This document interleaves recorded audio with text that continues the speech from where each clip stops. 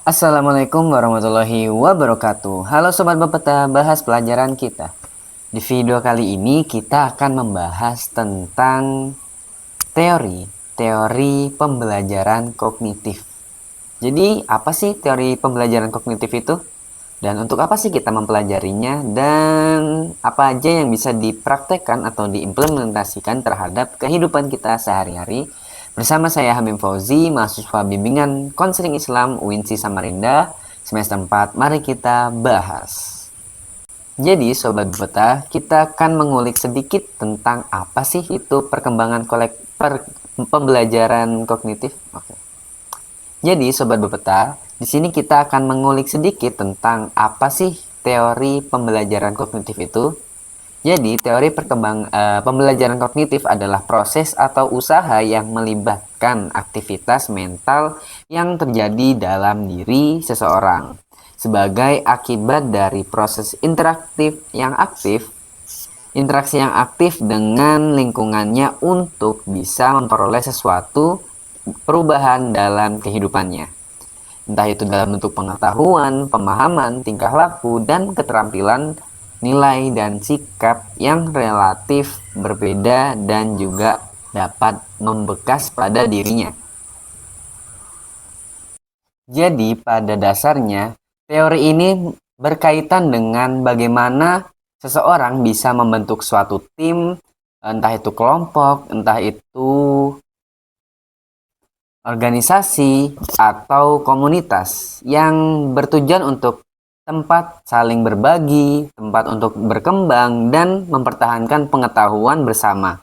Jadi dari seiring berjalannya waktu, kemampuan ini akan selalu membekas dan juga meningkatkan kemampuannya dalam memecahkan suatu masalah dan meningkatkan kinerja pada dirinya. Jadi seseorang akan bisa untuk terus interaktif dan juga memiliki perkembangan sosial, empati, dan juga kognitif yang signifikan. Jadi konsep dari teori pembelajaran kognitif ini adalah berkaitan dengan belajar, yang mana belajar bukan hanya sekedar respon terhadap stimulus, tetapi melibatkan proses berpikir yang berkompleks dan juga memiliki pemahaman, persepsi, dan pengelolaan informasi yang baik.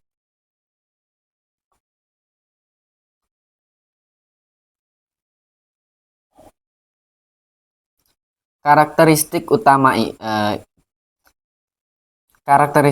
ini juga berkaitan dengan interaksi sosial yang melibatkan antara individu dan juga kelompok, sehingga dia bisa memiliki tempat untuk saling berdiskusi, berbagi, dan juga memiliki pemahaman dan juga kemampuan untuk bersosial.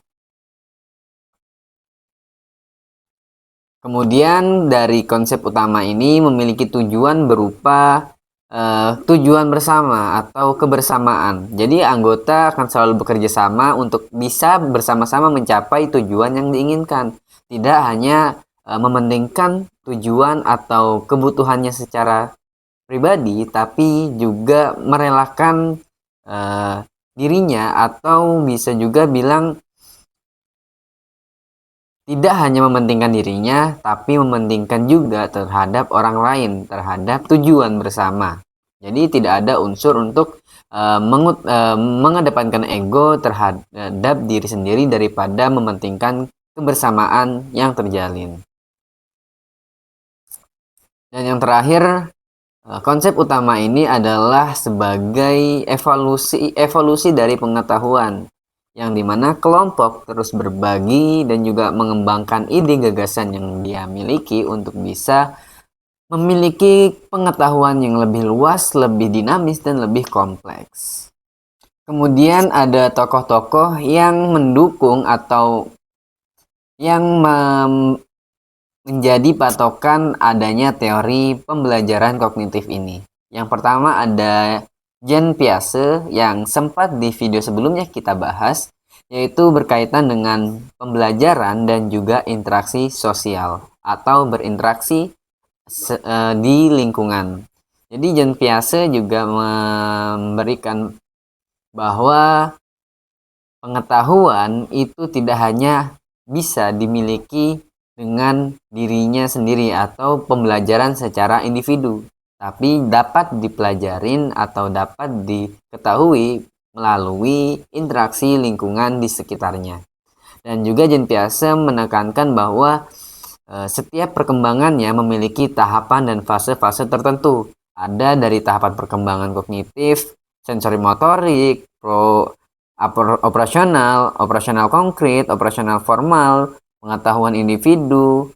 Kemudian ada proses individu berupa asimilasi atau pemaduan, akomodasi, penyesuaian, dan ekuilibrasi atau keseimbangan. Jadi dari teori yang dikembangkan oleh Jean Piaget ini mendukung teori pembelajaran kognitif yang mana berkaitan dengan dirinya dan juga lingkungan. Kemudian ada tahapan-tahapan yang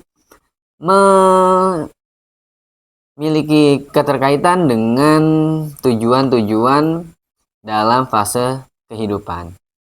Kemudian teori ini didukung oleh teori dari tokoh J.S. Bernard, yang mana sebagai individu memiliki cara untuk mengorganisasikan apa yang telah dialami dan dipelajari sehingga individu mampu untuk menemukan dan mengembangkan konsep dan pemahamannya untuk bisa lebih mendalam dan juga lebih berkembang. Tahapan-tahapan dari perkembangan menurut J.S. Bernard ada di proses pengelolaan informasi baru, proses mentransformasikan informasi yang terjadi dan diterima, kemudian menguji dan mengevaluasi dari pengetahuan tersebut. Jadi dari teori J.S. Bernard ini juga menekankan bahwa tidak bisa hanya melibatkan diri sendiri, tapi juga harus terlibat dengan orang lain atau lingkungan sekitarnya, yang mana tadi ada pemerolehan informasi baru seperti murid dan juga guru, teman antar teman, dan lain sebagainya, yang informasi tadi akan diproses dan menjadi transfer informasi yang diterima oleh kita atau oleh orang lain, dan di situ akan ada proses yang namanya pengelolaan informasi. Dan dari sini kita akan bisa menguji dan mengevaluasi apakah pengetahuan tadi bermanfaat untuk kita atau tidak. Seperti itu. Dan dari teori pembelajaran kognitif ini dapat diaplikasikan atau pengaplikasiannya dalam pembelajaran yang mana berpusat pada peserta didik. Jadi bagi seorang pengajar itu harus bisa memposisikan dia sebagai seorang yang bisa untuk mengajak kerjasama. Jadi si murid tadi diajak kerjasama untuk sama-sama mendapatkan informasi, sama-sama berkembang, dan sama-sama untuk bisa mau mempelajari materinya. Jadi dari sini akan melibatkan transfer informasi dari guru dan murid, dan juga dari murid tadi bisa mencerna dengan nyaman dan mudah untuk dipahamin dari materi yang sudah disiapkan oleh seorang guru atau pengajar tadi. Jadi jangan sampai transfer informasi itu berjalan dengan tidak lancar karena miskomunikasi yang terjadi, dan bagaimana murid tadi bisa memahami pelajaran yang disampaikan olehnya. Kemudian pembelajaran ini sesuai dengan tahap perkembangan kognitif. Jadi dalam tahapan perkembangan kognitif yang melibatkan kecerdasan intelektualnya, di situ harus ada tahapan selanjutnya yang tidak hanya mempedulikan perkembangan kognitifnya, yaitu tadi berupa perkembangan sosial dan interaksi lingkungan yang ada di sekitarnya. Dan yang terakhir, pengembangan memori dan kemampuan kognitif.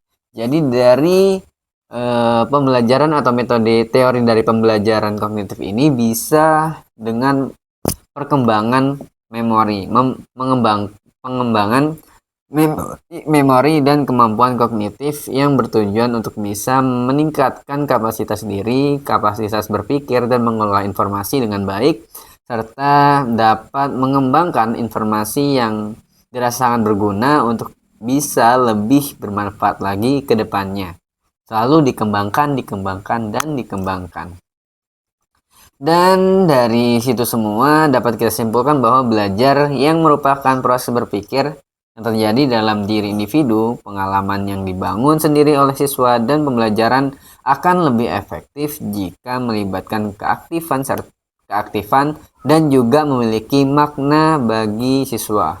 Jadi pada dasarnya teori ini berfungsi untuk kita sebagai pengajar dan juga sebagai orang yang terdidik untuk bisa mentransfer ilmu kepada murid dengan cara yang baik, dengan cara yang efektif untuk bisa mendapatkan perhatian serta mudah dipahami oleh murid dalam informasi yang kita sajikan dan kita sampaikan kepadanya. Jadi karena itu untuk pengajar, untuk diri kita pribadi sebagai calon-calon generasi muda ke depannya dan juga sebagai orang tua nantinya bisa untuk menerapkan metode ini dalam mendidik anak, mendidik murid, mendidik teman, dan lain sebagainya dengan mudah dan juga dapat bisa bermanfaat bagi yang lain serta dengan cara yang lebih efektif. Jadi dari situ kita bisa menentukan bahwa metode ini digunakan untuk bisa lebih mudah dalam mentransfer informasi dan juga dari informasi tersebut dapat dicerna dan dikelola dengan baik untuk bisa dievaluasi dan juga dikembangkan secara terus-menerus. Jadi untuk itu jangan sampai dalam pembelajaran atau bahkan dalam mentransfer ilmu ada hal-hal yang terlewat dalam penyajian materi dan juga penyampaian materi tersebut. Karena itu kita harus bisa lebih peduli dan juga lebih memiliki pemahaman yang baik dalam metode pembelajaran ini. Karena itu, jangan sampai hal tersebut dilalaikan sebagai kita. Sebagian dari kita mungkin akan lebih mudah memahami jika seorang guru kita bahkan memiliki pemahaman yang baik dan juga pengaplikasian teori ini dengan baik, yaitu dalam rangka mentransfer informasi supaya mudah dicerna. Yap, mungkin itu aja Sobat Bapeta untuk pembelajaran kali ini. Cukup singkat, namun cukup mudah juga untuk dipahami bahwa hal tersebut jangan sampai dilewatkan. Ya, itu aja untuk video kali ini. Terima kasih bagi yang sudah menonton. See you next time. Goodbye.